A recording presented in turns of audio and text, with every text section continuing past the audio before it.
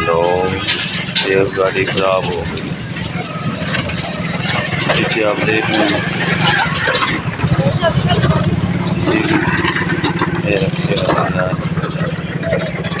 ये पिछले 1 साल हो गया तकरीबन यही हाल है। ये 1 किलोमीटर तैयार कर लेते हैं, आगे लोग कोई कहीं तरफ चले जाता है। 1 साल से ऐसे ही चल रहा है।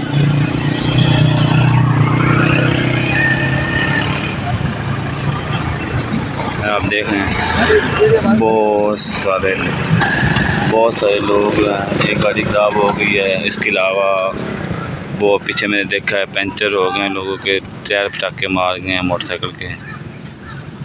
किसी को कोई परवाह ही नहीं है। 1 साल से यही चल रहा है।